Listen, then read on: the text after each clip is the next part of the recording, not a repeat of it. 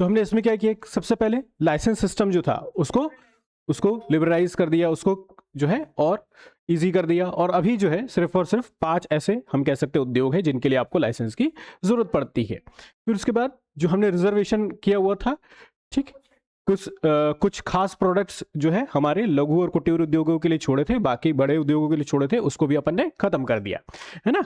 MRTP act उसको भी खत्म कर दिया और उसकी जगह हमने क्या बनाया, है ना, सीसीआई बनाया। ठीक है, सीसीआई कब बना, 2002 में बना। कौन सी कमेटी बनी थी, राघवन कमेटी, है ना। चलिए, फिर उसके बाद जो था जो है फेरा था, फेरा एक्ट था 1973, उसको खत्म करके अपन ने क्या लेकर आया, फेमा लेकर आए, है ना। उसके बाद जो है हमने जो विदेशी निवेश है ना, फॉरेन इन्वेस्टमेंट है, उसको भी इनकरेज किया। ठीक, सिर्फ 4-5 जगह छोड़ दी गई। कौन कौन सी, जैसे लॉटरी में नहीं करेंगे हम उसको इंकरेज, है ना, जुए सट्टे के लिए इंकरेज नहीं करेंगे, चिटफंड के लिए इंकरेज नहीं करेंगे, टोबैको, है ना, बीड़ी सिगरेट तंबाकू, इसके लिए इंकरेज नहीं करेंगे, बाकी चीज़ों में हम उसको इंकरेज करेंगे, ठीक है ना। चलिए, फिर उसके बाद जो है ना, पीएसयू की हम बात करते हैं। तो पीएसयू जो है जब 1991 के हमने सुधार किए, उसके बाद प्राइवेट सेक्टर जो है काफ़ी ऊपर आ गया। अब प्राइवेट सेक्टर और पीएसयू को जो है इसके बीच में लड़ाई हो गई, क्योंकि पीएसयू क्या हो जाएंगे, अगर प्राइवेट सेक्टर बढ़िया काम करेगा पीएसयू डाउन हो जाएंगे। तो पीएसयू को भी प्राइवेट सेक्टर की तरह फ्रीडम देने के लिए, उनको बढ़िया तरीके से हम कह सकते हैं कि उनको फ्री हैंड मिले, वो अपने हिसाब से सारा काम कर पाए। तो ये सारी चीज़ें करने के लिए हम क्या लेकर आए, उनको अलग अलग कैटेगरी बनाई हमने, है ना। तो 3 कैटेगरी यहां तक अपन ने लिख लिया था, है ना। चलिए लिख लीजिए इसको, इसको ब्रीफिंग बस की थी ना अपन ने। चलिए लिखिए,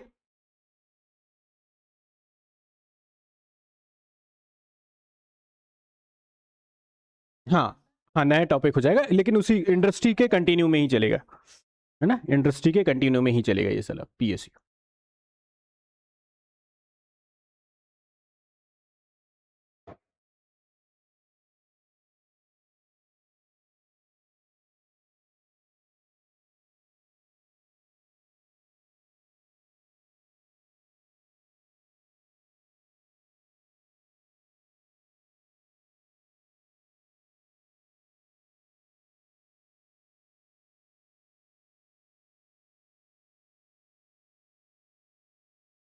कौन सा टॉपिक, ये इंडस्ट्री, उद्योग,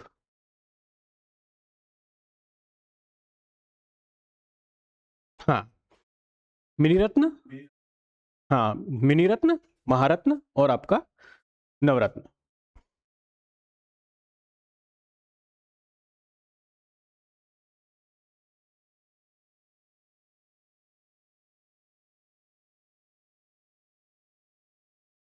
दादा दरवाजा लगा देना।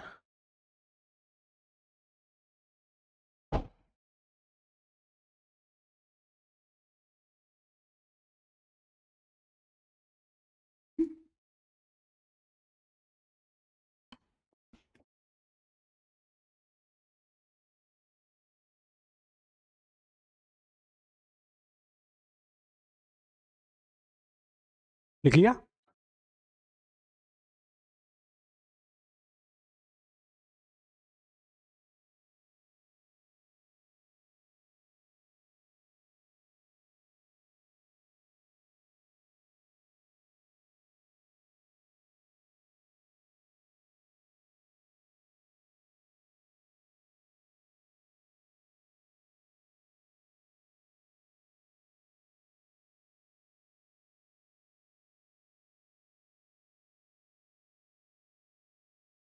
हाँ हाँ।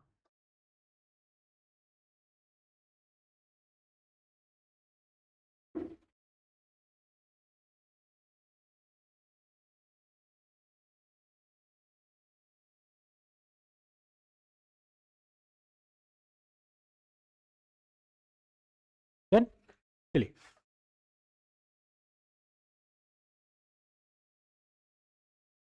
उसके बाद हमने जो है 3 कैटेगरी के में जो है पीएसयू को डिवाइड किया। कौन कौन सी थी आपकी, मिनी रत्न, मिनी रत्न, है ना, उसके बाद नवरत्न और महारत्न। मिनी रत्न के अंदर दो कैटेगरी है, मिनी रत्न 2 एंड मिनी रत्न 1, ठीक है ना। कोई कंपनी सबसे पहले क्या बनेगी, मिनी रत्न 2 बनेगी, ठीक है, तो मिनी रत्न पहले 2 बनेगी, है ना। अगर हम फ्लो की बात करें तो पहले 2, 2 से 1, 1 से नवरत्न, नवरत्न से महारत्न, इस प्रकार से वो आगे बढ़ेंगी। ठीक है, हाँ ये अपडेटेड है। ठीक, उसके बाद अगर हम बात करते हैं कि मिनी रत्न के लिए क्या चाहिए, कोई भी कंपनी यानी कि पीएसयू को क्या होना चाहिए, लगभग 3 साल से वो प्रॉफिट में काम कर रही हो और उसकी नेटवर्थ कैसी हो, पॉजिटिव हो। नेटवर्थ का पॉजिटिव होने का मतलब है कि उसके पास इतना लोन ना हो कि जितनी उसकी नेटवर्थ है उससे ज्यादा अगर उसके पास लोन है, उसके ऊपर लोन है, तो उसकी नेटवर्थ क्या हो जाएगी, नेगेटिव कहलाएगी, है ना। तो नेटवर्थ तो हो लेकिन उसके पास उसके ऊपर लोन इतना ना हो कि उसका जो है जितनी नेटवर्थ है उससे ज्यादा उसने लोन ले रखा हो, ऐसी कंडीशन नहीं होनी चाहिए, है ना। तो नेटवर्थ कैसी होनी चाहिए, पॉजिटिव होनी चाहिए।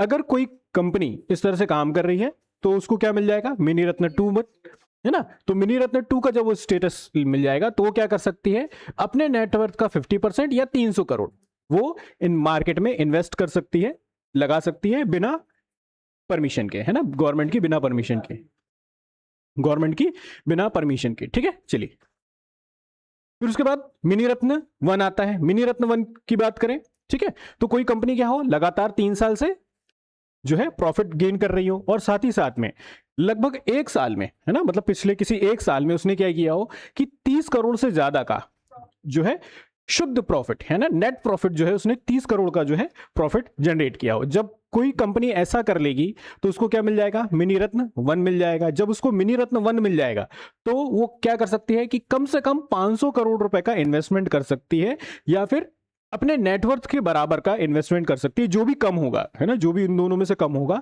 वो उसको परमिशन मिल जाएगी, है ना। और बिना किसी हम कह सकते हैं सरकार की परमिशन के, उसको सरकार की परमिशन नहीं लेनी पड़ेगी। फिर जब मिनी नहीं, किसी में नहीं चाहिए, है ना, मतलब 50 करोड़ 50% ऑफ नेटवर्थ और आपका 300 करोड़ दोनों में ही आपको क्या चाहिए, दोनों में ही सरकार की परमिशन नहीं चाहिए। इसका मतलब यह है कि इसको क्या मिल जाएगा, आपको ऑटोनॉमी मिल जाएगी, इन्वेस्टमेंट की क्या मिल जाएगी, ऑटोनॉमी मिल रही है ना। हाँ, इससे ऊपर का भी कर सकते हैं लेकिन इससे ऊपर का करने के लिए उनको क्या करना पड़ेगा, सरकार से परमिशन लेनी पड़ेगी, क्योंकि ये पीएसयू है, सरकार के अंडरटेकिंग में है, तो अगर कोई भी काम करना होगा तो सरकार से परमिशन लेना पड़ेगा। अब प्राइवेट सेक्टर से क्या करना है, उनको कंपटीशन करना है, तो प्राइवेट सेक्टर से कंपटीशन करने के लिए अगर वो हर बात के लिए सरकार से परमिशन लेने लगेंगे तो कंपटीशन कैसे कर पाएंगे, है ना। तो उनको क्या दे दिया गया, मिनी रत्न, नवरत्न और महारत्न बनाकर उनको क्या दे दिया गया, इन्वेस्टमेंट की ऑटोनॉमी दे दी गई, है ना। अब उसके बाद हम बात करते हैं, जब नवरत्न बनेगा तो नवरत्न के लिए क्या चाहिए आपको, कि वो पहले से क्या हो, मिनी रत्न हो। मिनी रत्न के साथ साथ क्या हो कि हमने 6 स्टैंडर्ड्स बना के रखे हैं, है ना। उन 6 स्टैंडर्ड्स में टोटल मार्क्स कितने होते हैं, 100 मार्क्स होते हैं। तो 100 मार्क्स में से कम 60% यानी कि 60 मार्क्स उसको लेकर आने पड़ेंगे। जो 60% स्कोर कर लेगा तो उसको क्या मिल जाएगा, नवरत्न मिल जाएगा। ठीक है, जब वो नवरत्न उसको मिल जाएगा तो कितना इन्वेस्टमेंट कर सकते हैं, कम से कम 1000 करोड़ इन्वेस्टमेंट कर सकते हैं, या फिर उनका जो हम कह सकते हैं कि नेटवर्थ है उस नेटवर्थ का 15%, है ना। इन दोनों में से जो भी कम होगा वो मान्य होगा। ठीक, फिर नवरत्न के बाद क्या बनते हैं, महारत्न बनते हैं। महारत्न कब बनेंगे कि 3 साल तक आपका क्या हो, प्रॉफिट हो, और प्रॉफिट कैसा हो, लगभग 25,000 करोड़ का आपने प्रॉफिट किया हो।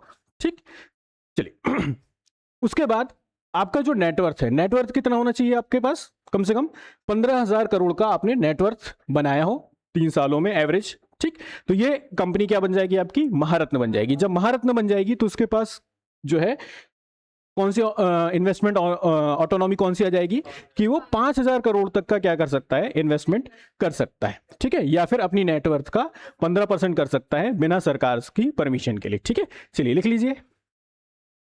अब एक चीज और, अगर हम बात करें कि प्रेजेंट के हिसाब से मिनी रत्न कितने हैं आपके पास, 10 हैं। ठीक है, ये 10 दिख रहा होगा। ठीक, मिनी रत्न 2 कितने हैं, 10 हैं। नवरत्न मिनी रत्न 1 कितने हैं, 53 है ना। ये डेटा ऊपर नीचे होता रहता है क्योंकि इनको नया नया मिलता रहता है उसके हिसाब से। तो टोटल कितने हो गए आपके पास, 63 हो गए। मिनी रत्न कितने हो गए,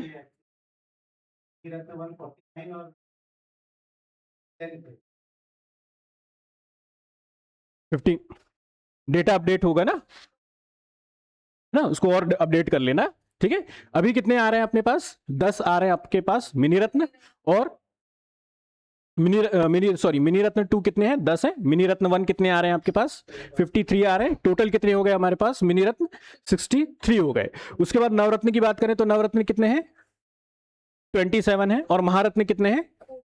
14 है। अब इनको उतना याद रखने की आवश्यकता नहीं है, क्योंकि जो है मिनी रत्न से मिनी रत्न 1 2 वो ऊपर नीचे होता रहता है, ठीक है ना। मेन क्या है आपका? महारत्न। महारत्न पूछा जाता है। उसके बाद अगर हम बात करें, ये जो मिनी रत्न महारत्न और ये सारी जो कहानी है कब से चल रही है? 1997 से चल रही है ना।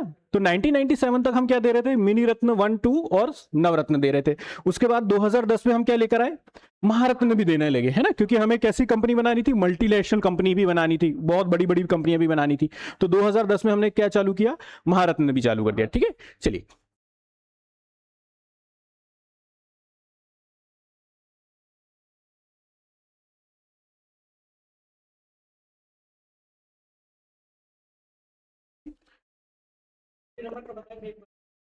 हम्म, क्या बता दूं? हाँ, बैठिए बैठिए, आराम से बैठिए। पहले नंबर पे है मिनी रत्न 2, है ना। मिनी मिनी रत्न 2 के लिए आपको क्या चाहिए कि कंपनी जो है लगातार 3 सालों से प्रॉफिट बना रही हो, 3 साल से प्रॉफिट पे हो, और उसकी नेटवर्थ क्या हो? सकारात्मक हो। नेटवर्थ का सकारात्मक होने का मतलब होता है कि उसका जितना भी हम कह सकते हैं उसके पास संपत्ति हो, है ना, और उसके ऊपर जो लोन हो, ऐसा ना हो कि जितनी संपत्ति उससे ज्यादा उसने लोन लेके रखा है, ठीक है। अगर उसने संपत्ति से ज्यादा लोन लेके रखा है तो उसको हम उसकी माइनस नेटवर्थ या नकारात्मक नेटवर्थ कहेंगे, ठीक है। तो नकारात्मक नेटवर्थ नहीं होना चाहिए। जब कोई कंपनी इस प्रकार से काम करेगी तो उसको हम क्या दे देंगे? मिनी रत्न 2 दे देंगे, ठीक है। जब कोई कंपनी मिनी रत्न 2 बन जाएगी तो उसके पास ये स्वायत्ता आ जाएगी कि वो कम से कम 300 करोड़ या फिर अपनी नेटवर्थ का 15% क्या कर सकती है? इन्वेस्टमेंट कर सकती है। 15% कहीं पर भी वो लगा सकती है बाजार में, है ना, सरकार से बिना परमिशन के, सरकार से बिना पूछे। क्लियर हो गया?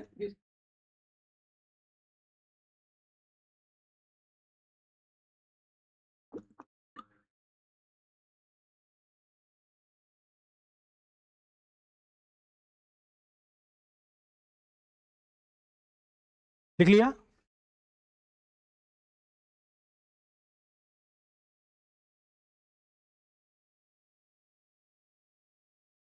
खुशी नहीं आई?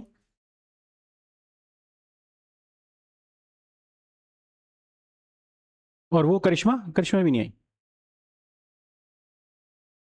घर चले गए क्या लोग शिवरात्रि में?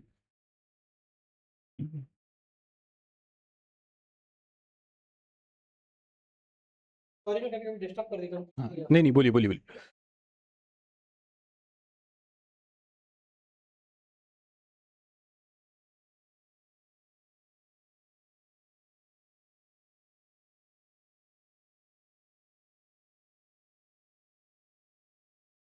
हम्म। नहीं, नेटवर्थ के बराबर। नेटवर्थ लिखा है ना, तो मतलब 100% नेटवर्थ उसकी जितनी है उसका दे सकता है, लेकिन इन दोनों में से जो सबसे ज्यादा कम होगा उसको सरकार परमिशन देगी, है ना। अगर नेटवर्थ उसकी 6,000 करोड़, सॉरी 600 करोड़ की है, ठीक है, तो वो 500 करोड़ तक का ही इन्वेस्टमेंट कर सकता है। लेकिन अगर नेटवर्थ उसकी जो है 400 करोड़ की है तो उसकी लिमिट कितनी बन जाएगी? 400 करोड़ बन जाएगी, जो भी उसमें से कम होगा।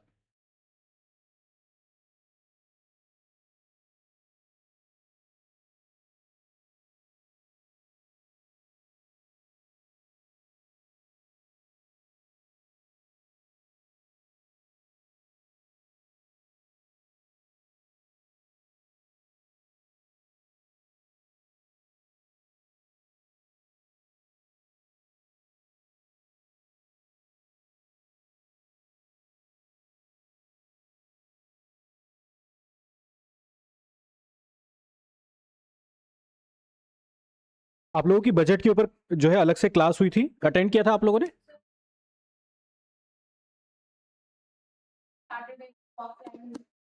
अच्छा, सैटरडे को लेंगे। टाइमिंग क्या बताई थी सर? सुबह की शाम को? शाम को, शाम को।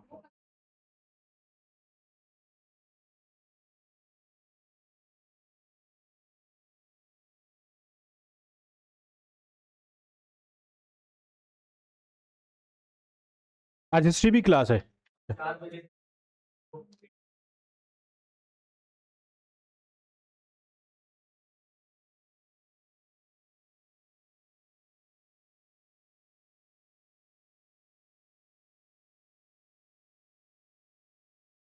करोड़ वाला हम्म आपने बताया, अगर गवर्नमेंट तो ये 500 जो अप्लाई सब में ये अप्लाई होगा। ये लिमिट उनको दे दी गई है, लेकिन इससे ज्यादा भी वो इन्वेस्टमेंट कर सकते हैं, लेकिन इससे ज्यादा इन्वेस्टमेंट करने के लिए उनको क्या करना पड़ेगा, परमिशन लेनी पड़ेगी।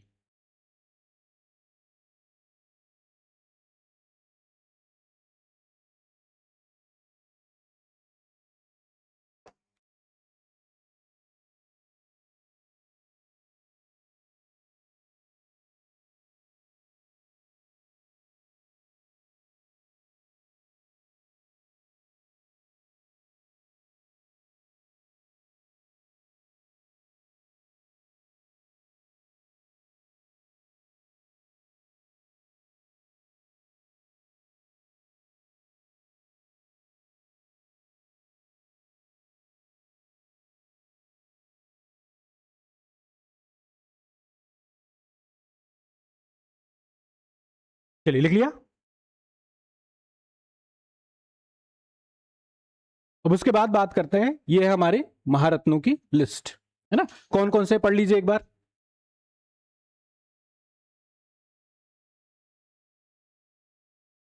कौन कौन सा है, भेल है और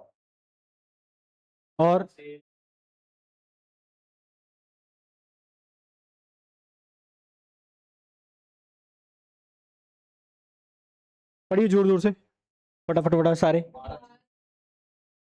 हम्म हम्म हम्म हम्म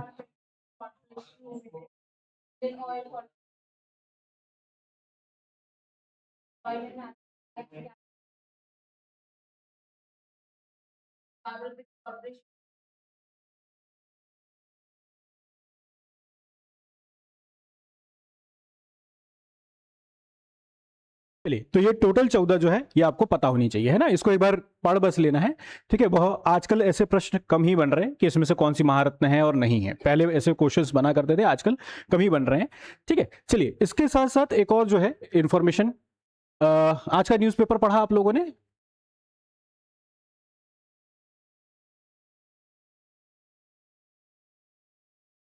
है ना। इन्फ्लेशन के लिए, इन्फ्लेशन अपन कैसे कैलकुलेट करते हैं? दो तरीके से। कौन कौन से? है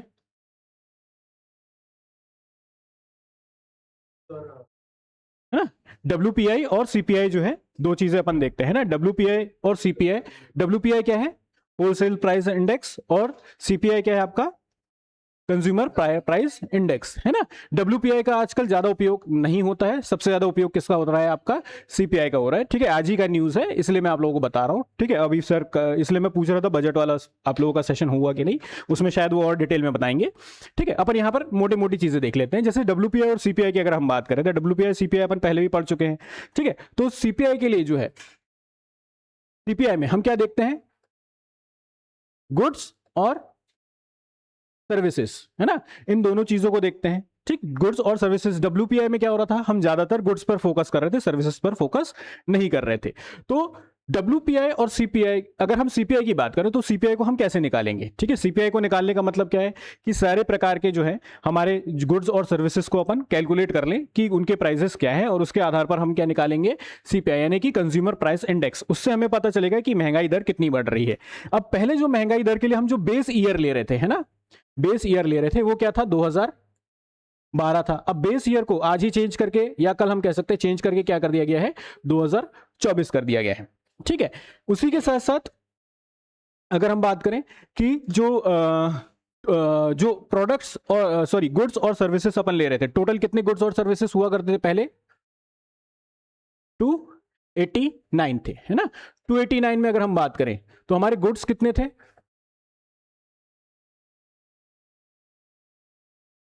नहीं, गुड्स और सर्विसेज दोनों को मिलाकर टोटल कितने प्रोडक्ट्स थे आपके, 289 प्रोडक्ट थे। 289 प्रोडक्ट्स में अगर देखा जाए तो हमारी जो है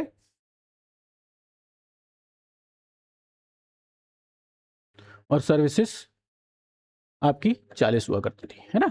तो गुड्स थे आपके कितने, 258, और सर्विसेज 40 थी। अब इनको बढ़ा दिया गया है ना, इनको बढ़ा के कितना कर दिया गया है, सर्विसेज कर दी गई अपन ने 50 कर दी गई, सॉरी 40 की जगह 50 हो गई है ना। और ये कितना हो गया टोटल, 308 कर दिए गए हैं। तो टोटल कितना हो गया 358। ठीक, अब टोटल 358 प्रोडक्ट्स हम कह सकते हैं कि 2012 के बेसिस पे था। पहले अपन इतने प्रोडक्ट्स गुड्स और सर्विसेज को मिलाकर लेते थे, ठीक है। इनको कैलकुलेट करके अपन क्या निकालते थे, हमारी सीपीआई निकालते थे। अब इसको चेंज करके अपन ने कितना कर दिया गया है, 358 गुड्स एंड सर्विसेज ले रहे हैं, 358 गुड्स एंड सर्विसेज को ले रहे हैं, जिसमें से लगभग 308 क्या है हमारे गुड्स हैं और 50 अलग अलग प्रकार की सर्विसेज है। प्लस इसमें जो खास बात यह है कि इसमें हम जो है 12 ऑनलाइन मार्केट्स, 12 ऑनलाइन मार्केट्स है ना, इनको भी हम इसमें काउंट कर रहे हैं। पहली बार ऐसा हो रहा है कि हम क्या करेंगे, जब सीपीआई को कैलकुलेट करेंगे तो 12 ऑनलाइन मार्केट्स को भी हम इसमें ऐड करेंगे, ठीक है। क्लियर हुआ। अब इसी के साथ साथ अगर हम बात करें 289 जो अलग हमारे उस समय प्रोडक्ट्स और गुड्स हुआ करते थे, सर्विसेज हुआ करती थी, इसमें से बहुत सारे प्रोडक्ट्स और गुड्स को अलग कर दिया गया। जैसे अगर हम बात करें वीसीआर, वीसीआर पता है आप लोगों को, देखा है कभी वीसीआर, कैसेट वाला, पुरानी टीवी में लगता था, इतना बड़ा वीसीआर होता था, उसकी इतनी बड़ी कैसेट्स आया करती थी, है ना। तो वीसीआर हुआ करता था।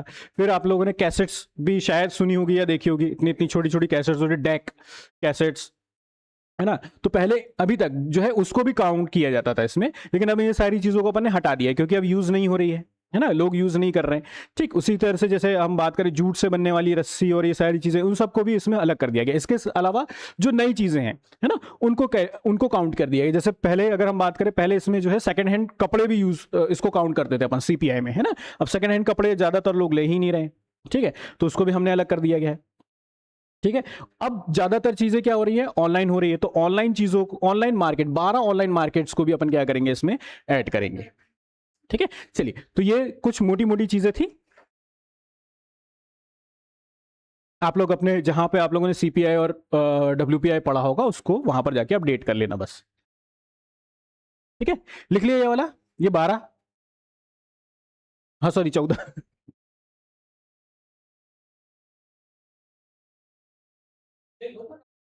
क्या, सीपीआई, सीपीआई, हाँ बेटी बेटी,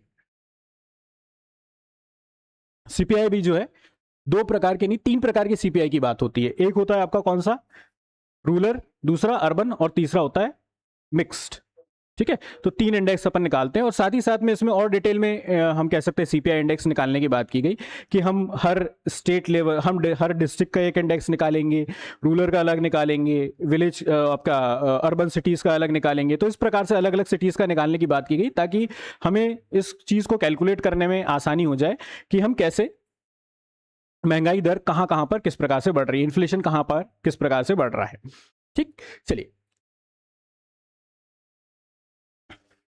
है ना।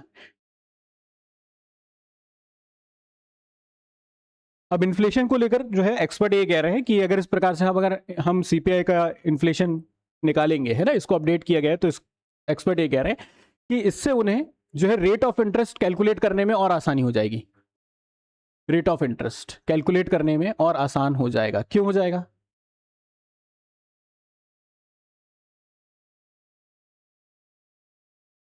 बताओ भाई। ये रेट ऑफ इंटरेस्ट कैलकुलेशन करने के लिए हमारे लिए और बढ़िया हो जाएगा अगर हम सीपीआई में ये सारे नए अपडेट्स करेंगे तो,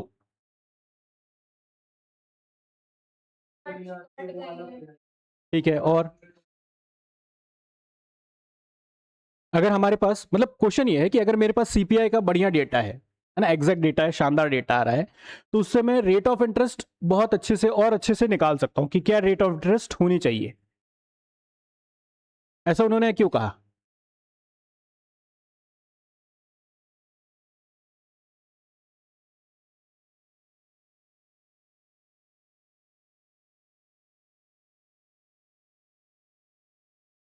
क्लियर कर दूं इसको, क्लियर कर दूं ना इसको। तो ऐसा उन्होंने क्यों कहा,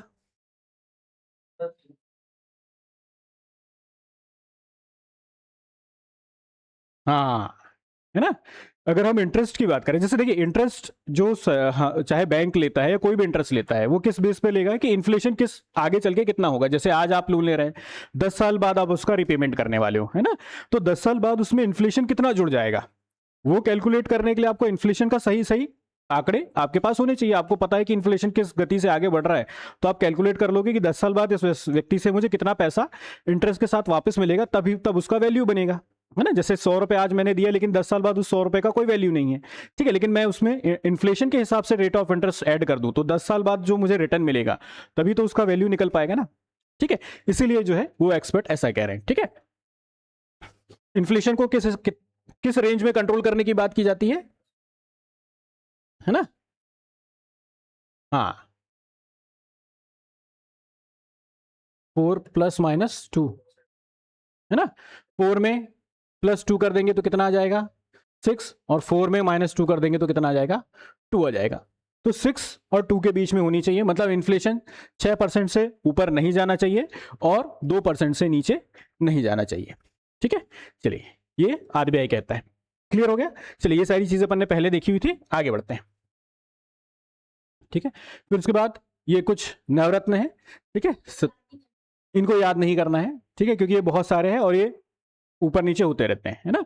नवरत्न से महारत्न बन जाते हैं, हमें सिर्फ महारत्नों को देखना है, ठीक है। इसको एक बार जो है एक बार रीड कर लीजिएगा, ठीक है। पीडीएफ में आप लोगों को शेयर करूंगा तो उसमें रीड कर लीजिएगा। उसके बाद हम बात करते हैं कोर इंडस्ट्रीज के बारे में। जैसे हमने डब्ल्यूपीआई और सीपीआई के बारे में देखा, वैसे ही इंडस्ट्रीज का भी एक इंडेक्स निकलता है, ठीक है। इंडस्ट्री का जो इंडेक्स निकलता है उसमें जो सबसे ज्यादा महत्वपूर्ण है आपका कौन सा, 8 कोर इंडस्ट्रीज, है ना। 8 जो ये जो कोर इंडस्ट्रीज है, ये सबसे ज्यादा इंपॉर्टेंट है। क्यों इंपॉर्टेंट है, क्योंकि इसी के बेस पर हम एक अंदाज लगा सकते हैं कि हमारी जो इकोनॉमी है वो किस बेस पर या किस प्रकार से हमारा जो है इकोनॉमी ग्रोथ कर रहा है ना। चलिए, ये लिखेंगे ना नीचे, ठीक। तो कौन कौन से हमारे पास 8 कोर सेक्टर्स हैं, ठीक है। कोल है, क्रूड ऑयल है, नेचुरल गैस है, पेट्रोलियम है ना, फर्टिलाइजर है, स्टील है, सीमेंट है और इलेक्ट्रिसिटी है, ठीक है। अगर मुझे ये बताइए कि अगर स्टील और सीमेंट इंडस्ट्री में बूम हो रहा है ना, स्टील इंडस्ट्री और सीमेंट इंडस्ट्री आगे बढ़ रही है, तो मैं क्या अंदाज लगा सकता हूं, इंफ्रास्ट्रक्चर बढ़ रहे होंगे, है ना। तो इसीलिए इनको हम क्या कह सकते हैं, ये बेस 8 होते हैं, ठीक है। सॉरी, ये हम कह सकते हैं, ये मूल रूप से हम कह सकते हैं कि प्रमुख मेन जो है ये 8 हम कह सकते हैं कि कोर इंडस्ट्रीज हैं, जो आपके हम कह सकते हैं कि इकोनॉमी को आगे बढ़ाने की, इकोनॉमी किस दिशा में आगे बढ़ रही है, कौन सी चीजें तेजी से बढ़ रही है, उसका एक अंदाज हम जो है इन 8 को स्टडी करके लगा सकते हैं। जैसे हमने बताया कि स्टील और सीमेंट अगर जो है बहुत बूम हो रहा है, स्टील इंडस्ट्रीज आगे बढ़ रही है, सीमेंट इंडस्ट्री आगे बढ़ रही है, इसका मतलब इंफ्रास्ट्रक्चर बहुत तेजी से बन रहे होंगे, घर बन रहे होंगे, बिल्डिंग्स बन रही होगी, है ना, फैक्ट्रीज बन रही होगी, ये सारी चीजें।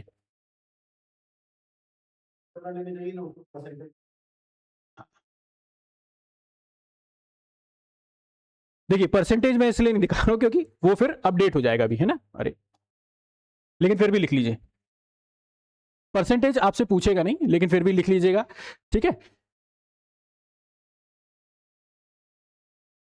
सबसे ज्यादा और सबसे कम वाला परसेंटेज बस ध्यान रखिएगा।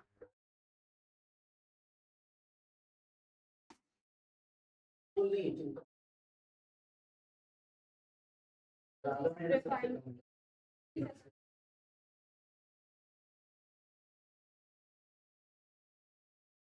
fertilizer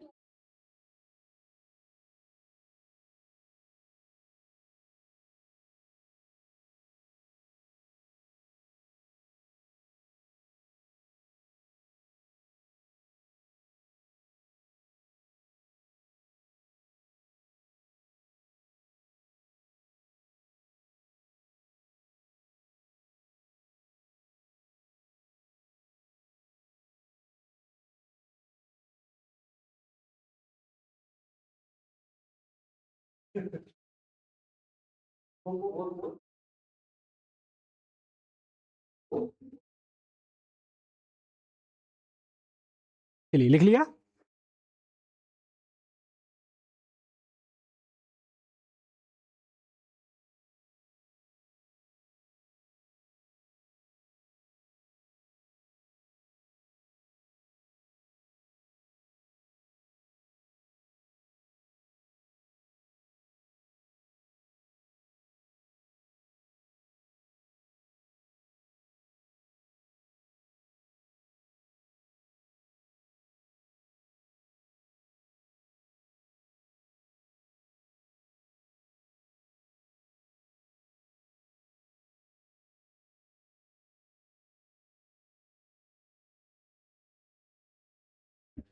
चलिए लिख लिया।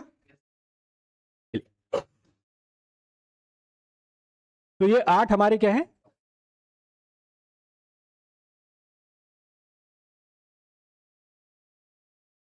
इसको ये वाले नीचे वाले पॉइंट्स और लिख लीजिएगा, ठीक है। अब अगर हम देखें तो सारे जो हमारी इंडस्ट्रीज है उसको उसके लिए भी एक इंडेक्स हम निकालते हैं, उसको हम क्या बोलते हैं, इंडेक्स ऑफ इंडस्ट्रियल प्रोडक्शन, है ना। इसमें इन 8 के अलावा और भी इंडस्ट्रीज होती हैं, लेकिन ये 8 क्या है, मेजर है, ठीक। इसका जो बेस ईयर क्या है इसका, 11-12, ठीक है। सबसे ज्यादा किसका परसेंटेज है, रिफाइनरी का, और सबसे कम किसका है, फर्टिलाइजर का। ये चीज मेन है, यहीं से प्रश्न बनेंगे।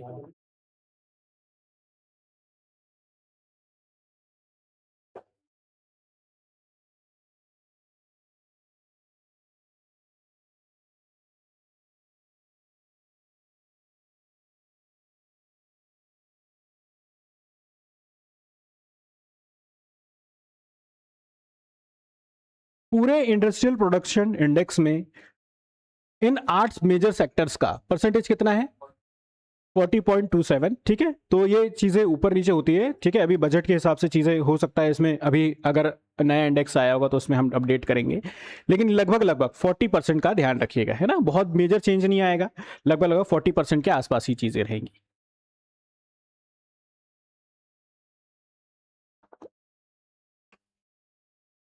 एग्जाम कब है अपना, प्रीलिम्स 26 अप्रैल को है ना। तो लगभग आप लोगों के जो क्वेश्चंस पेपर हैं वो लगभग तैयार हो गए होंगे, है ना। लगभग सेट हो गए होंगे, लगभग इसलिए कह रहा हूं कि बहुत कम चांसेस है, क्योंकि 2 या 3 महीने पहले वो चीज़ों को सेट कर लेते हैं, एग्जाम पेपर वगैरह सेट हो जाता है, क्वेश्चन बैंक बन जाते हैं, इसलिए बहुत कम चांसेस है कि आपका जो है बजट और नया वाला अब जो डेटा है वो फिक्स हो, ठीक। लेकिन हम कह नहीं सकते, अगर एग्जाम डेट आगे पीछे होती है तो हो सकता है कि नया डेटा को भी शामिल किया जाए। हाँ, चांसेस बहुत कम है कि हो। एग्जाम फॉर्म की बढ़ गई है, 16 कर दिया ना इसमें, नहीं लेट फीस नहीं है, नहीं भर दीजिएगा, आपने नहीं भरा। हम्म। अच्छा, नहीं एक बार और बात कर लेना, बोला आप डेट बढ़ा दिए हैं, हाँ पूछ लेना एक बार और। हाँ 500 रुपये समथिंग कुछ फीस है। अगर आपके नॉलेज में हो कहीं से करा दीजिएगा।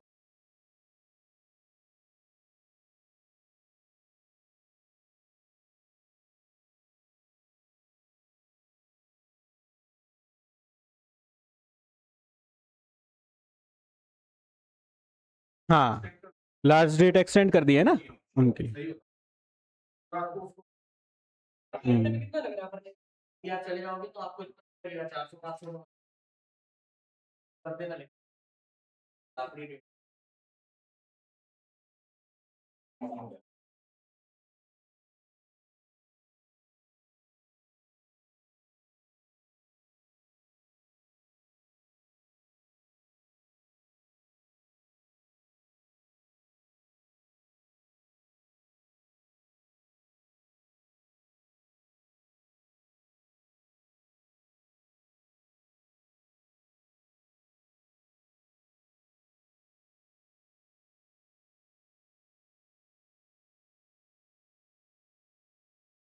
चलिए लिख लिया।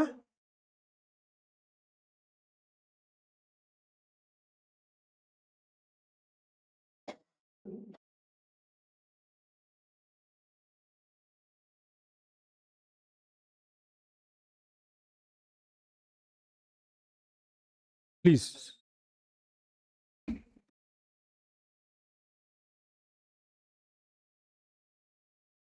चलिए, उसके बाद हम बात करते हैं हमारे, हमने बड़ी बड़ी इंडस्ट्रीज के बारे में बात कर ली, अब हम किसके बारे में बात करेंगे, कॉटेज इंडस्ट्री के बारे में, है ना। लघु उद्योगों के बारे में, लघु और कुटीर उद्योगों के बारे में बात करेंगे। लघु और कुटीर उद्योगों की अगर हम बात करें तो ये हमारा इंडस्ट्री को देखा जाए भारत की अर्थव्यवस्था में इनका एक महत्वपूर्ण स्थान है। क्यों महत्वपूर्ण है, क्योंकि ये सबसे ज्यादा क्या करते हैं, एम्प्लॉयमेंट जनरेट करते हैं ना, एम्प्लॉयमेंट जनरेट करते हैं। लगभग देखा जाए तो 12 पॉइंट, है ना, 12.5 करोड़ से 15 करोड़ लगभग लगभग, है ना, लोगों को एम्प्लॉयमेंट देते हैं। ये डेटा ऊपर नीचे होता है, तो इस डेटा पे ध्यान नहीं देना, बस इतना ध्यान रखना कि ये सबसे ज्यादा लोगों को रोजगार देने वाला क्षेत्र है। उसके बाद अगर देखा जाए कि एक्सपोर्ट भी सबसे ज्यादा कहां से हो रहा है आपका, यहीं से हो रहा है। उसके अलावा जो हमारा जीडीपी है, जीडीपी में भी जो है इसका परसेंटेज कितना है, लगभग लगभग 30 to 40% तक इसका योगदान हो जाता है जीडीपी में, है ना। उसके बाद जो है जैसे हमने देखा था कि 20 अप्रैल 2015 को क्या किया गया, एक अधिसूचना जारी करके जितने भी आरक्षित मद हैं, है ना, उनको हटा दिया गया। जितना भी रिजर्व्ड चीजें थी उनको हटा दिया गया। रिजर्व्ड चीजों का मतलब पहले क्या थी, सारी चीजें रिजर्व थी। कैसे रिजर्व थी कि जो वही अगरबत्ती, मोमबत्ती, अचार, बड़ी पापड़, ये सब कौन बनाएंगे, कॉटेज इंडस्ट्री बनाएंगे, बड़े काम वो नहीं कर सकते थे, है ना। और इसी तरह से ये जो चीजें हैं ये बड़ी इंडस्ट्रीज नहीं बना सकती थी। तो इन सारी चीजों को जो है खत्म कर दिया गया 20 अप्रैल 2015 से, एक अधिसूचना जारी करके कि ये जो हम कह सकते हैं आपके स्मॉल स्केल इंडस्ट्रीज हैं, ये भी हर प्रकार का प्रोडक्शन कर सकते हैं। इनके लिए कोई रिजर्वेशन नहीं है कि यही सिर्फ इतने ही प्रोडक्ट्स में आप जाएंगे, है ना। चलिए लिख लीजिए इसको फटाफट।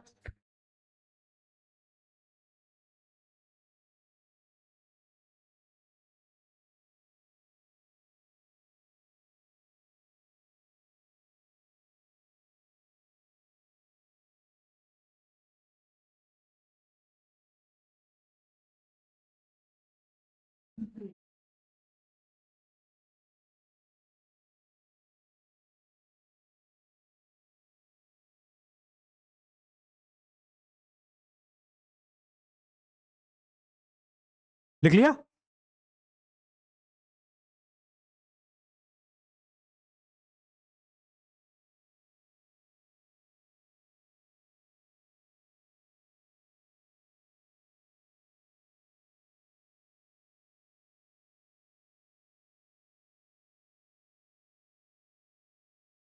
हाँ लिख लीजिए, है ना। तो इससे employment नहीं, सब सभी लिख लीजिए। इससे क्या है, लगभग लगभग एक आइडिया हमको मिलेगा कि 15 करोड़ से 16 करोड़, 12 से 15 करोड़ लोग जो है वो एंगेज है किसमें, आपके स्मॉल कॉटेज इंडस्ट्रीज में। आप जब भी आंसर राइटिंग भी अगर कर रहे हैं ना, एग्जैक्टली डेटा याद नहीं है, जरूरी नहीं एग्जैक्टली डेटा याद हो, आप लोग लगभग लगभग लिख सकते हैं, है ना। या फिर ये, है ना, percent ये पीले सर पीले साइन लगाकर बना सकते हैं। हाँ percentage हाँ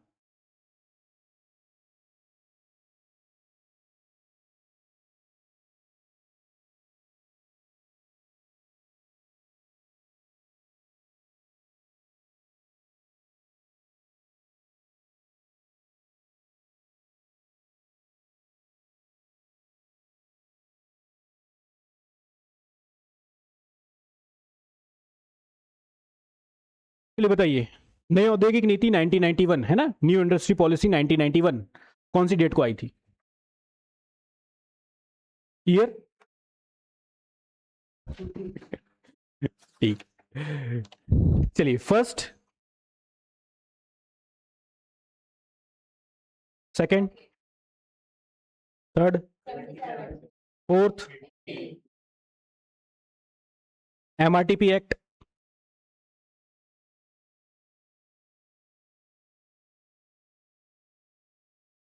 बढ़िया।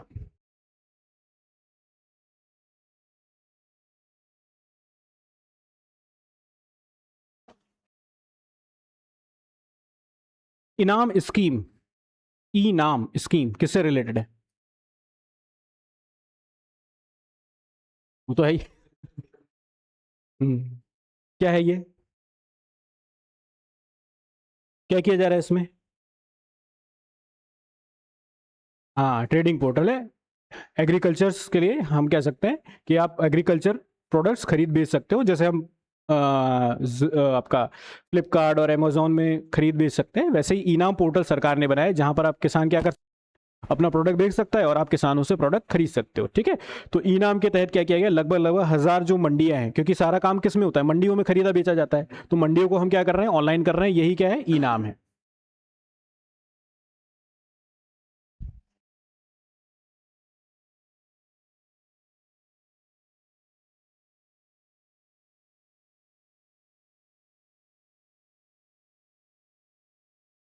नहीं, आकार की। क्या दिया है? गलत दिया है, कम देते हैं। हम्म।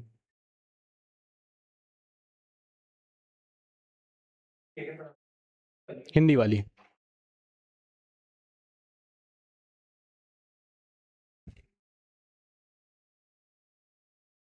चलिए, लिख लिया।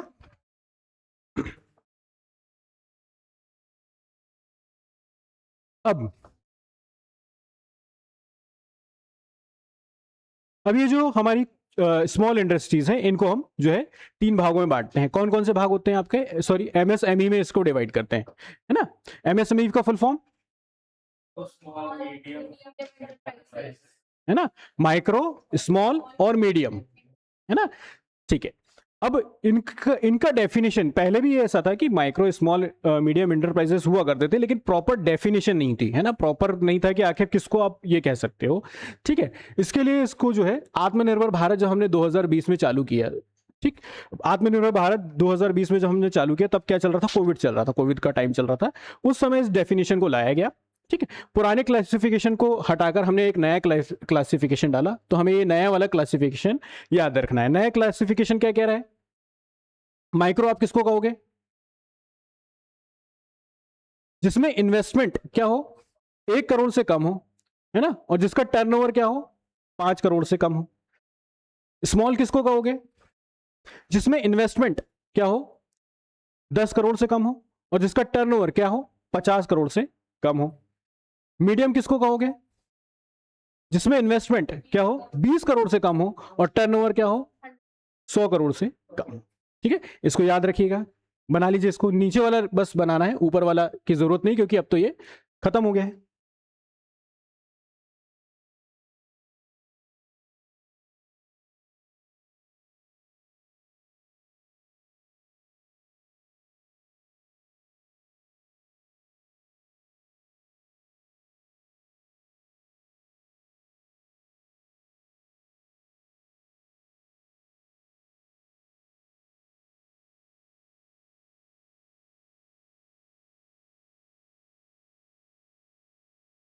हाँ, एनुअल लिखा है ना, एनुअल।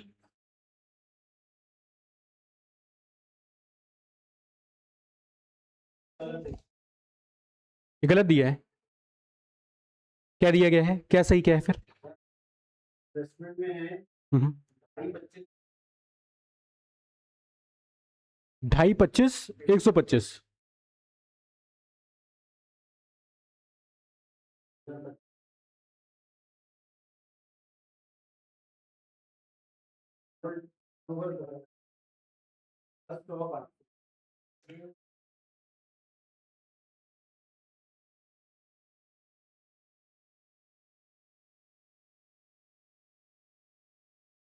ये वाला लिखो आप लोग, नीचे वाला।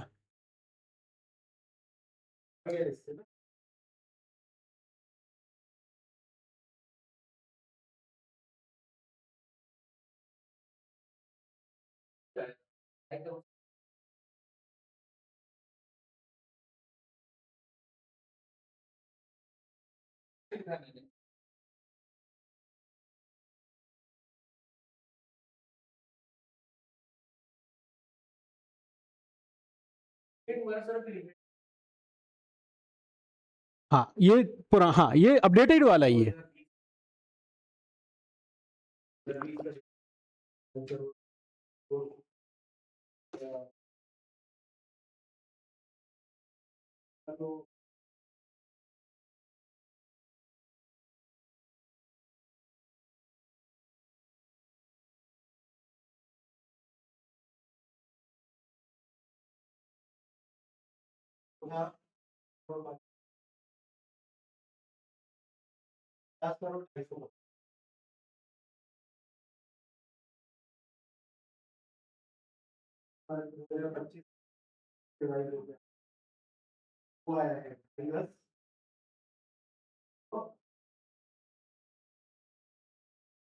हाँ, मैं देख लेता हूँ, है ना।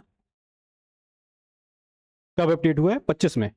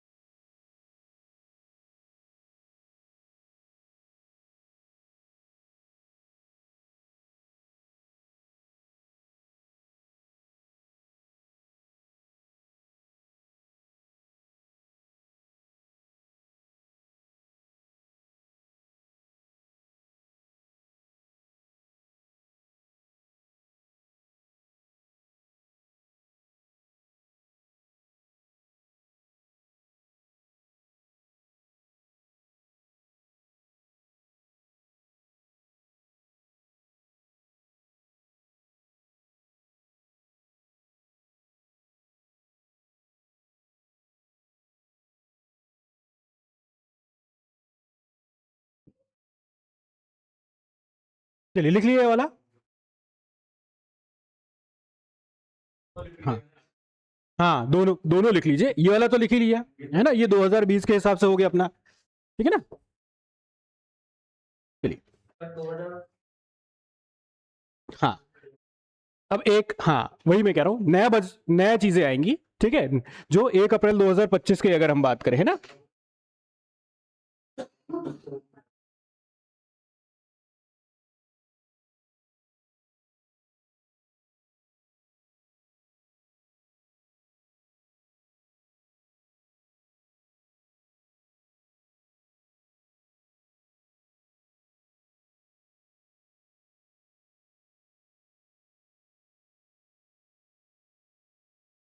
चलिए नया अपडेट क्या कह रहे हैं आप लोग, इसको यही अपडेट कर लेते हैं, है ना। जो जो कब से हुआ है आपका, 1 अप्रैल 2025 से, है ना, 1 अप्रैल 2025 से क्या अपडेट आया है बताइए, है ना। अब कितना हो गया इन्वेस्टमेंट, बताओ भाई, कितना इन्वेस्टमेंट हो गया, कितना बढ़ गया है, ये कितना हो गया अब, है ना, तो ये 2 ये कितना हो गया है, 2.5 करोड़ हो गया है, ठीक है। और नीचे ये प्राइस टर्नओवर कितना बढ़ गया है, 10 करोड़ बढ़ गया है, ठीक है। अब हम बात कर रहे हैं 1 अप्रैल 2025 के संदर्भ में, है ना। फिर उसके बाद स्मॉल, है ना, स्मॉल के लिए क्या नया आया है, ये कितना हो गया है, 25 करोड़, है ना, 10 से प्लस हो गया, कितना हो गया है, 25 करोड़, ठीक है। टर्नओवर कितना हो गया है, 100 करोड़, ठीक है। और मीडियम के लिए कितना है, 125, और यहां पे क्या हो गया है, 500 करोड़। तो इसको यही अपडेट कर लो आप, कौन सी डेट से, 1 अप्रैल 2025 के हिसाब से। खाइए, अरे खाओ खाओ, फिर मैं बोलूंगा कैसे।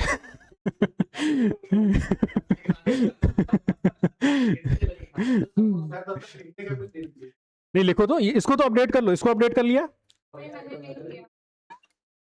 साथ लिखा। इसी के बाजू में लिख लो, थोड़ा सा स्पेस और छोड़ देना, क्योंकि सर जब बजट की क्लास लेंगे, है ना, बजट के बारे में पढ़ाएंगे, उसमें अगर कोई नई चीज निकल के आती है तो उसको याद रखिएगा, है ना। अभी हम 1 अप्रैल 2025 तक पहुंच गए हैं।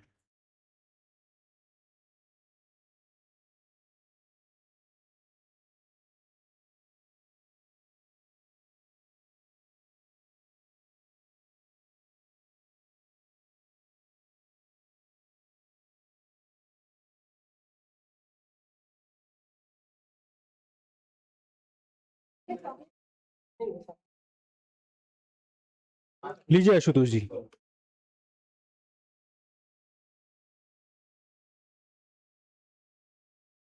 चलो अपडेट कर लो जल्दी से।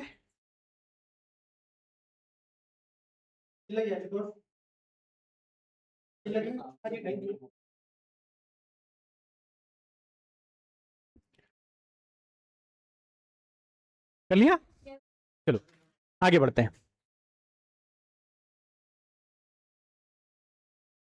चलिए अब हमारे जो लघु उद्योग हैं, स्मॉल इंडस्ट्रीज हैं, उनको उनके लिए, उनके डेवलपमेंट के लिए हमने क्या बनाया, सीडो, है ना, सीडो बनाया। सीडो का फुल फॉर्म,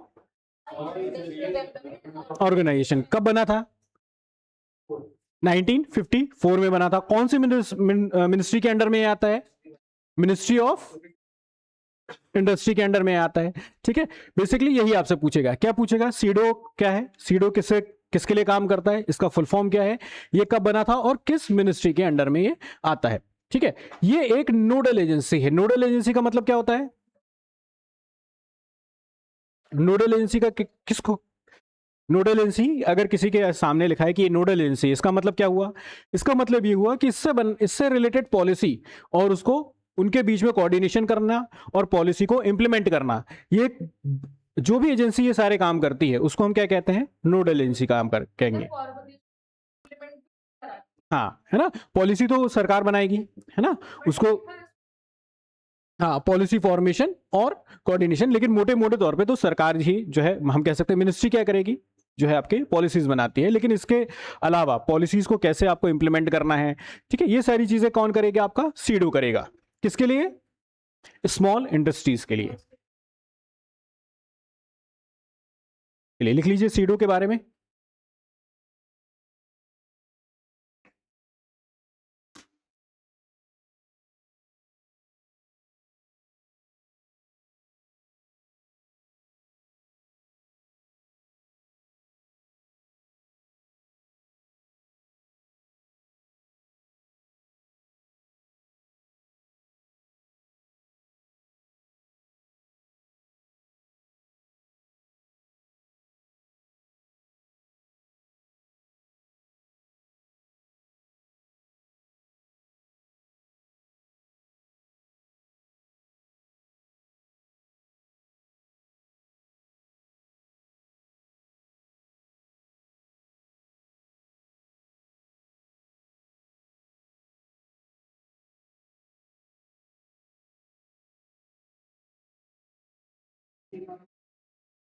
हाँ, इस ये कंप्लीट हो जाएगा। इसमें अब अपने पास जो है इंडस्ट्री खत्म हो गई। इंडस्ट्री के बाद अपन सर्विस सेक्टर पे आएंगे। सर्विस सेक्टर के बाद जो है अपना एक बार जो हमने बैंकिंग सेक्टर है वो देखना है। ठीक, आपका मॉनेटरी पॉलिसी, फिस्कल पॉलिसी, ये सारी चीजें देखेंगे। उसके बाद जो है एमपी में आ जाएंगे, है ना।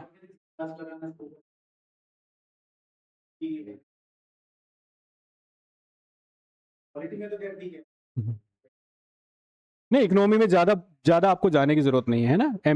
मध्य प्रदेश जो है, एमपी इकोनॉमी में ज्यादा बहुत कठिन और बहुत गहराई से प्रश्न नहीं बनाते। हाँ, नहीं, इकोनॉमी में ज्यादा प्रश्न नहीं बनाते हो। हाँ, एमपी के आते हैं, लेकिन एमपी की इकोनॉमी से जो हम बात करें, जो करंट वाले, जैसे उस अगर हम जैसे हमने जैसे मिनी रत्न, नवरत्न, ये सारी चीजें पढ़ी। ठीक है, पहले इनसे प्रश्न ज्यादा बनते थे। अब जो है आपका इनसे प्रश्न नहीं बनते। किससे बनते हैं आपके? वन डिस्ट्रिक्ट वन प्रोडक्ट से बनेंगे। ठीक है, पहले जो है ये पूछता था कि लेदर इंडस्ट्री कहाँ पर है ना। उसके बाद आपका पेपर मिल कहाँ है, ये सारी चीजें पूछता था। लेकिन अब वो सारे क्वेश्चन हो गए पुराने। अब वो क्या पूछता है? वो वन डिस्ट्रिक्ट वन प्रोडक्ट से पूछेगा, यहाँ से ज्यादा से पूछता है। इसी की बात पढ़ेंगे।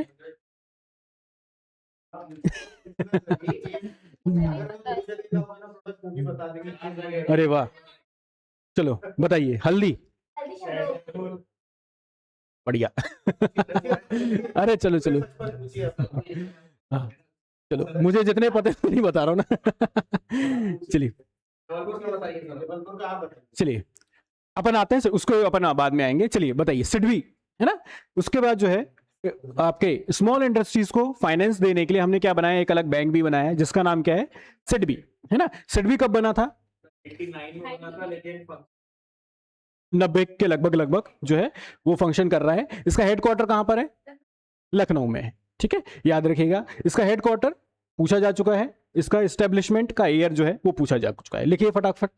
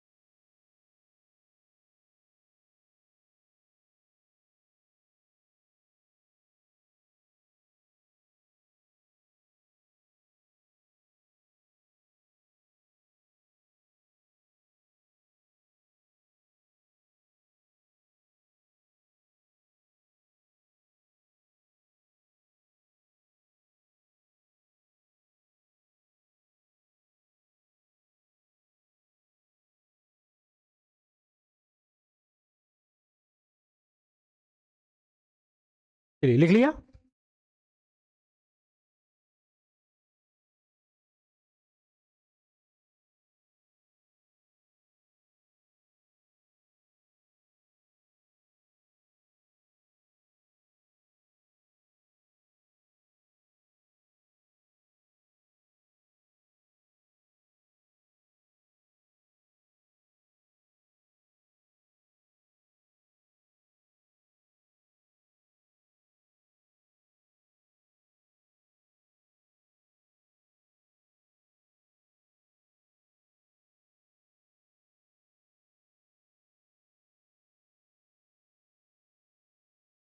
क्लियर हो गया? चलिए, अब हमारे इंडस्ट्री सेक्टर को बूस्ट करने के लिए हमने क्या किया? फॉरेन इन्वेस्टमेंट भी लेकर आए। ठीक है, जिसको हम बोलते हैं एफडीआई, है ना। एफडीआई क्या होता है? किस चीज को आप एफडीआई बोलते हो? जो बाहर से पैसा आ रहा है ना, किसी दूसरे देश से हमारे देश में इन्वेस्टमेंट होता है तो उसको हम क्या बोलते हैं? एफडीआई बोलते हैं। जब कोई एफडीआई करता है ना, कोई कंपनी, विदेशी कंपनी जब भारत में पैसा लगाती है तो वो क्या क्या काम कर सकती है? वो अपना क्या कर सकती है? अपना ऑफिस या फैक्ट्री यहां पर खोल सकती है। ठीक, क्या और क्या कर सकती है? मशीनरी ला सकती है, टेक्नोलॉजी ला सकती है, और क्या कर सकती है कि यहां पर जो है मैनेजमेंट उसमें पार्टिसिपेशन कर सकती है। क्लियर हुआ? जब एफडीआई आता है तो उससे हमें क्या फायदा मिलता है, क्या एडवांटेजेस है? ठीक है, सबसे बड़ा फायदा क्या है? एम्प्लॉयमेंट जनरेशन होगा। दूसरा फायदा क्या है? न्यू टेक्नोलॉजी हमें मिलती है। और क्या होता है? हमारा प्रोडक्शन इंक्रीज होता है। जब प्रोडक्शन इंक्रीज होगा तो क्या बढ़ जाएगा? जीडीपी आपका बढ़ जाएगा। ठीक है, चलिए किसमें? एफडीए में एफपीआई, रोलिंग राइट्स इनके पास में रहते हाँ हैं और इंडियन काउंटर पार्ट जो है वो कंट्रोल। हाँ, इंडियन काउंटर। देखिए एफपीआई क्या होता है पता है, और बाकी लोग, है ना? ये पोर्टफोलियो इन्वेस्टमेंट है। पोर्टफोलियो इन्वेस्टमेंट का मतलब है कि मैं जो है, ये बहुत शॉर्ट टर्म के लिए होता है ना। एफडीआई जो आता है वो लॉन्ग टर्म के लिए आता है, 10 साल 20 साल 15 साल के हो सकता है, लेकिन, है ना? हाँ, लेकिन एफपीआई जो है, एफपीआई जनरली इस बेस पे होता है कि भाई जैसे इंडिया का मार्केट अभी बढ़ रहा है ना, इंडिया का मार्केट बढ़ रहा है, अमेरिका का कोई बिजनेसमैन चाह रहा है कि इंडिया के मार्केट में वो इन्वेस्टमेंट करे। एक प्रकार से इन्वेस्टमेंट कर रहा है, वो बस चाहता है कि मुझे 2-3%, 4%, 15% मैं कमा के यहां से निकल जाऊंगा। तो वो क्या करेगा? एफपीआई, है ना? तो एफपीआई में क्या कर रहा है? वो पोर्टफोलियो इन्वेस्टमेंट करता है। पोर्टफोलियो इन्वेस्टमेंट का मतलब है कि उसको पता है कि कौन सा सेक्टर में अच्छा पैसा रिटर्न मिल जाएगा, 10%, 4% वो कमा लेगा, तो वहां पर इन्वेस्टमेंट करेगा। जैसे ही उसका टारगेट पूरा होगा वहां से वो पैसा लेकर निकल जाता है। ठीक है, तो एफपीआई वो अलग चीज हो गई। हम एफडीआई के बारे में बात कर रहे हैं ना। एफडीआई क्लियर हुआ? चलिए, अब एफडीआई की अगर हम बात करें तो एफडीआई में दो रूट होते हैं। कौन कौन सा रूट होता है? एक होता है ऑटोमेटिक, और दूसरा कौन सा होता है? गवर्नमेंट। है ना, गवर्नमेंट रूटमेंट। ऑटोमेटिक रूटमेंट क्या कह रहा है? ऑटोमेटिक रूटमेंट रूट का मतलब होता है कि आप इन्वेस्टमेंट कर दो, गवर्नमेंट को बाद में परमिशन ले लो या बाद में आप इन्फॉर्म कर दो, वो क्या कहलाता है? आपका ऑटोमेटिक रूट, है ना? मतलब आपको गवर्नमेंट से जाके परमिशन लेना, लाइसेंस लेना, पेपर वर्क, ये सारी चीजें नहीं करवानी पड़ेगी। आप इन्वेस्टमेंट कर दीजिए, फिर उसके बाद जाके आप गवर्नमेंट को इन्फॉर्म कर सकते हैं। वो क्या कहलाता है? Automatic route. और दूसरा जो है वो क्या कहलाता है? Government route. गवर्नमेंट रूट की हम बात करें तो ये क्या है? आपको गवर्नमेंट से परमिशन लेनी पड़ेगी। तो ये दो रूट होते हैं। ठीक है, इसको अगर आप चाहें तो स्किप भी कर सकते हैं, क्योंकि प्रीलिम्स में यहां से प्रश्न नहीं पूछेगा। लिखना है, पता है ना? लिखना है, लिख लीजिए।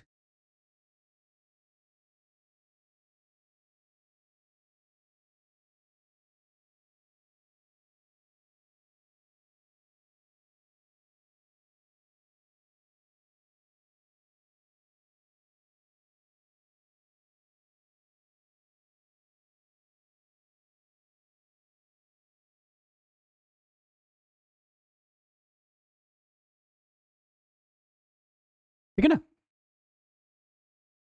शॉर्ट में लिख सकते हैं, automatic route permission not required, government route permission required. ठीक है, बढ़े आगे।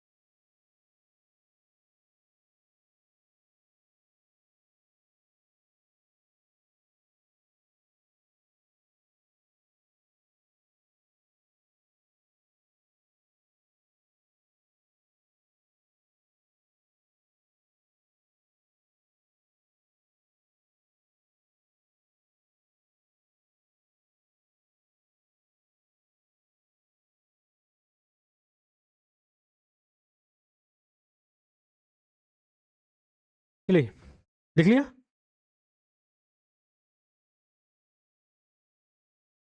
अब यहाँ पे एक लिस्ट है, ठीक है, ये चेंजेस होते रहते हैं, इसलिए इसको जो है ऐसा बैठ के याद करने की जरूरत नहीं है, चीजें ऊपर नीचे होती रहती है, लेकिन फिर भी मोटे मोटे तौर पर अगर हम देखें तो कहां पर हमको जो है 100% एफडीआई देखने को मिलता है, कौन से? ऑटोमेटिक रूट से। ऑटोमेटिक रूट का मतलब क्या हुआ?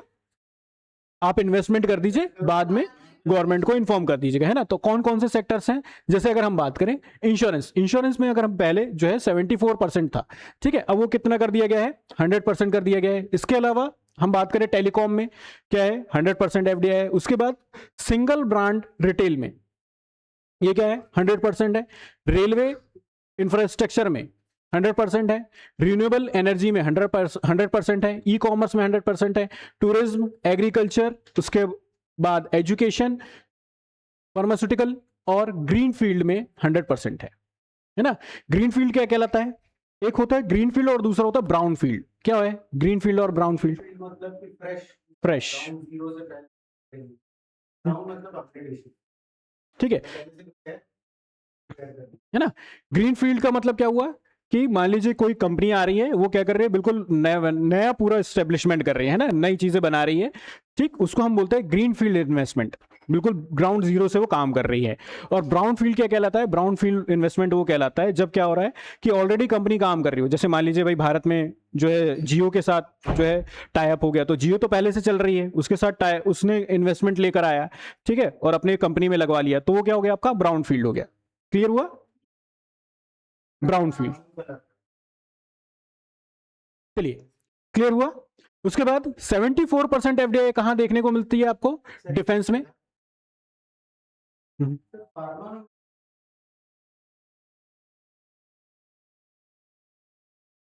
चलेगा। फार्मा, देखिए फार्मा इंपॉर्टेंट सेक्टर है, लेकिन इसमें हम इन्वेस्टमेंट की बात कर रहे हैं, है ना कि हम दवाइयों के बेचने के लाइसेंस के बारे में बात कर रहे हैं, है ना। इन्वेस्टमेंट कर सकते हो आप, हाँ, है ना। नहीं, हाँ, अगर क्योंकि अगर उसको आप खरीदोगे, बेचोगे या प्रोडक्शन भी करोगे, तो जैसे हम दवाइयों के बारे में बात करते हो, दवाइयाँ क्या है? केमिकल्स है कुछ, है ना। दवाइयों को खरीदना बेचना, केमिकल्स के लिए आपको क्या चाहिए? लाइसेंस चाहिए, है ना। 5 प्रकार के लाइसेंस की हमने बात करी थी, ठीक है। चलिए, उसके बाद 74% एफडीआई आपको कहां देखने को मिल रही है? डिफेंस में देखने को मिल रही है, ठीक। कहां पर? ऑटोमेटिक, है ना। ऑटोमेटिकली इन्वेस्टमेंट अगर हो रहा है तो आप 74 कर सकते हो।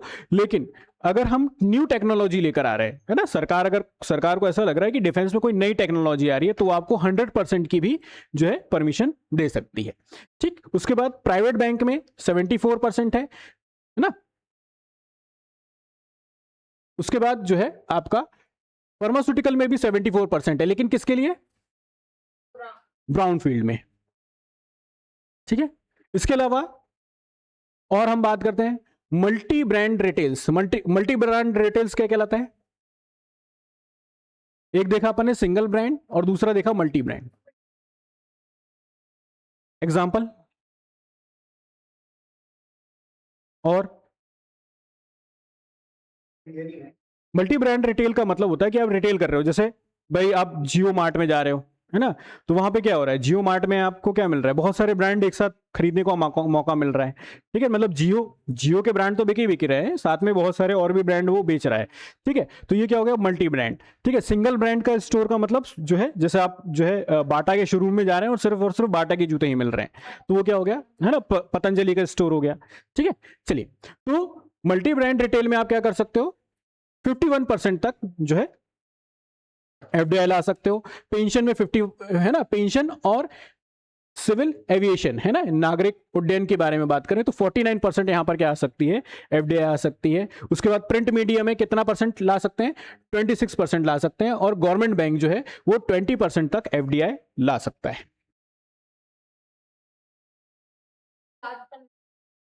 हाँ, इसको याद नहीं करना है, 1-2 बार जो है देख लेना, याद हो जाएगी चीजें, है ना। पूछेगा कहां से? देखिए, मेन पूछेगा आपसे किससे? 100% वाले से, है ना। तो 100% में याद रखिएगा। जैसे इंश्योरेंस जो है अभी अभी अपडेट हुआ है, तो इंश्योरेंस आप याद रख सकते हो, ठीक है। रेलवे जो है उसको एफडीआई लाना है, उसमें 100% की बात नहीं कर रहे हैं हम, रेलवे इंफ्रास्ट्रक्चर की बात कर रहे हैं ना। तो रेलवे इंफ्रास्ट्रक्चर में आप क्या ला सकते हो, 100% एफडीआई ला सकते हो। तो हो सकता है कि क्वेश्चन को कठिन बनाने के लिए वो क्या कर सकता है, रेलवे एंड रेलवे इंफ्रास्ट्रक्चर दो ऑप्शन आपको दे सकता है। उसके बाद अगर हम बात करें रिन्यूएबल एनर्जी, है ना, इस यहां पर, और ई कॉमर्स, है ना, तो 100% यहां वाले जो है इनको याद रखिएगा, ठीक, और बाकी की याद रखने की जरूरत नहीं है। एक चाहें तो आप ये वाला भी याद रख सकते हो। हाँ, public sector banks. Private bank में कितना है, 74%।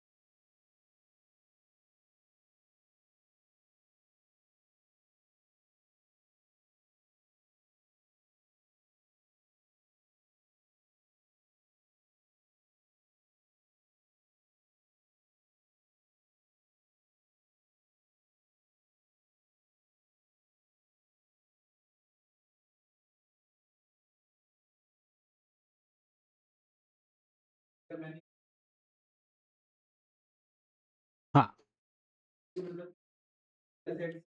हाँ, सारी चीजें। हम्म डिसीजन। मतलब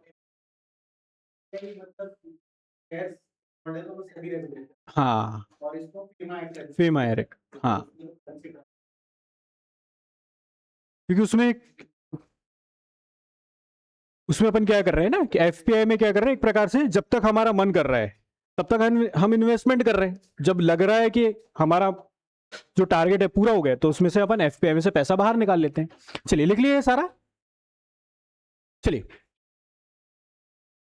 उसके बाद हम बात करते हैं मेक इन इंडिया, ठीक है ना। मेक इन इंडिया की अगर हम बात करें तो मेक इन इंडिया भी जो नया अपडेट आएगा आपका, कौन सा वाला, बजट के साथ वाला, उसको आप देखिएगा, साथ में थोड़ी थोड़ी चीजें यहां पर देख लीजिएगा, है ना। मेक इन इंडिया के बारे में जो बेसिक चीजें हैं, क्या है, कब आया था ये डेट, 25 सितंबर। मोदी जी का बर्थडे कब आता है, सही में मैं पूछ रहा हूं मैं पूछ रहा हूं ठीक है। चलो, इसमें टोटल कितने सेक्टर्स की बात की गई थी, है ना, 25 सेक्टर्स के बारे में बात की थी, ठीक है। मेक इन इंडिया किसके लिए लाया गया था, मेक इन इंडिया लाया गया था आपका कि हमें क्या करना है, हमारे देश के अंदर जो मैन्युफैक्चरिंग है उसको आगे बढ़ाना है, ठीक है। इसके साथ साथ हमने इसमें किसके किसके बारे में बात की थी, जब आपको investment sorry make in India करना है तो मेक इन इंडिया में क्या करना पड़ेगा, आपको इन्वेस्टमेंट लेकर आना पड़ेगा, तो इन्वेस्टमेंट को प्रमोट करना पड़ेगा। उसके साथ साथ इनोवेशन करने पड़ेंगे, नई नई चीजें करनी पड़ेगी, तभी आप मेक इन इंडिया कर पाओगे। अब मेक इन इंडिया करने के बाद आपको क्या करना पड़ेगा, लोगों का स्किल डेवलपमेंट भी करना पड़ेगा। लोगों के अंदर स्किल नहीं है तो आप कैसे मेक इन इंडिया आगे बढ़ा पाओगे, है ना। तो हमने मेक इन इंडिया के बारे में बात करी। फिर इंटेलेक्चुअल प्रॉपर्टी राइट्स के बारे में हम बात करते हैं ना। इंटेलेक्चुअल प्रॉपर्टी राइट्स क्या होते हैं,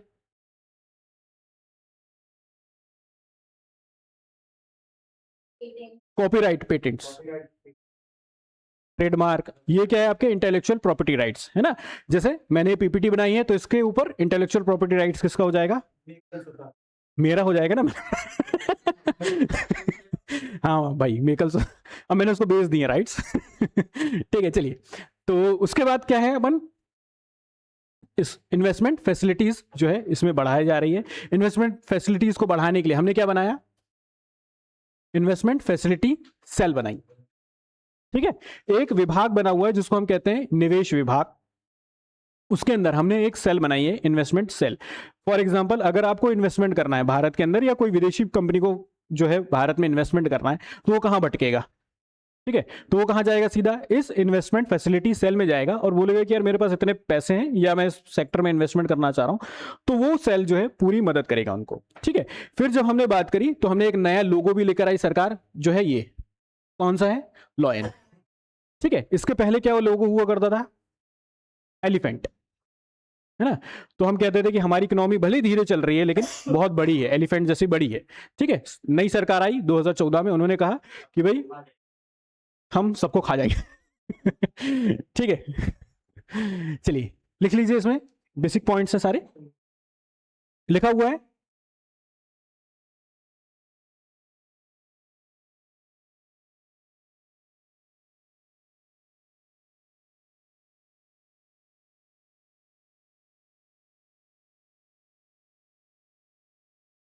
चलिए बताइए, हिंदू ग्रोथ रेट क्या है?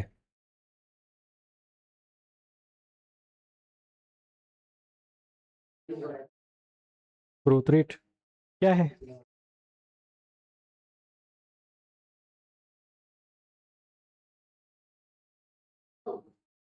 हिंदू रेट ऑफ ग्रोथ क्या है?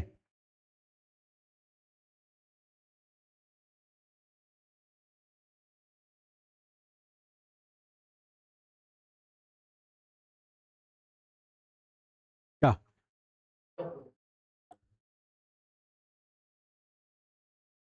और क्या है इसके बारे में? किसने कहा था? प्रोफेसर राजकृष्णा ने हिंदू रेट ऑफ ग्रोथ के बारे में बात करी थी। क्यों करी थी? 1991 के पहले, अभी अपन ने 1991 के रिफॉर्म्स पढ़े, तो 1991 के पहले जब ये सारे रिफॉर्म्स नहीं हुए थे तो हमारी ग्रोथ का जो रेट था वो काफी स्लो था, है ना। 3 से 4% के बीच में ये चल रहा था, इसलिए उसको उन्होंने क्या कहा? Hindu rate of growth. Clear हुआ? तो 1991 के पहले जितना भी ग्रोथ हुआ है उसको हम क्या कहते हैं? Hindu rate of growth.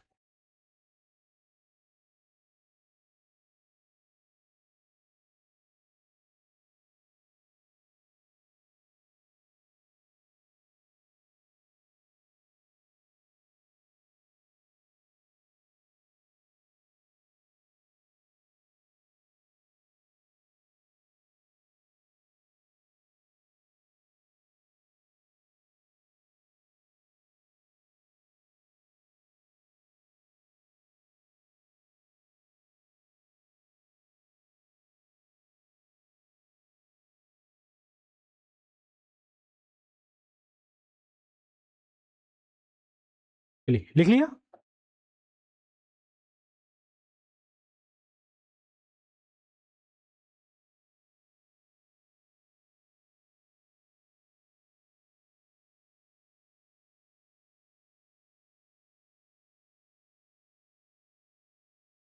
लिख लिया, आगे बढ़ते हैं। अभी सर तो आए नहीं ना?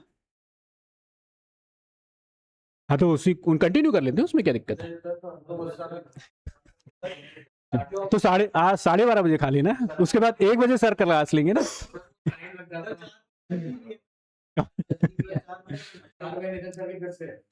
अरे ठीक है, अरे आज ज्यादा पढ़ लो, कोई दिक्कत नहीं। 8 बजे से क्यों आए? 9 क्लास तो 9 बजे से है। अच्छा हिस्ट्री, चलिए कोई बात नहीं, इसको देख लेते हैं फिर अपन खत्म करते हैं, ना। चलिए, अगर इसके बाद बारे में बात करते हैं तो फिर उसके बाद क्या हुआ कि चाहो तो इसको ब्रीफ ले लेते हैं बस, है ना। इसके बाद अपन ने क्या किया? मेक इन इंडिया 2.0 भी चालू किया। मेक इन इंडिया 2.0 का हमने चालू किया 2020 में। इसको किसके साथ मर्ज करने की बात की गई? आत्मनिर्भर भारत के साथ इसको मर्ज करके लाने की बात की गई। ठीक है ना। इसमें हमने क्या किया? 27 सेक्टर जोड़ दिए। पहले कितने थे? 25 थे, है ना। अब 27 कर दिए गए।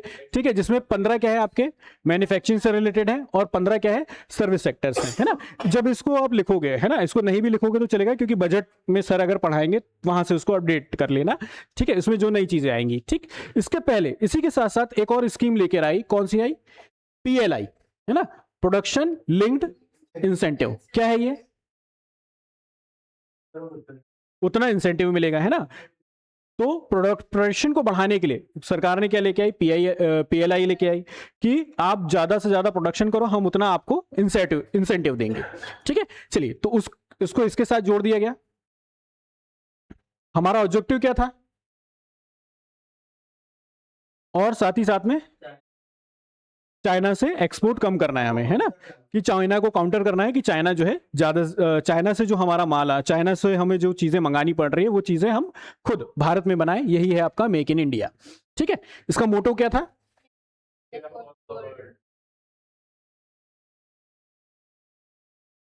चलिए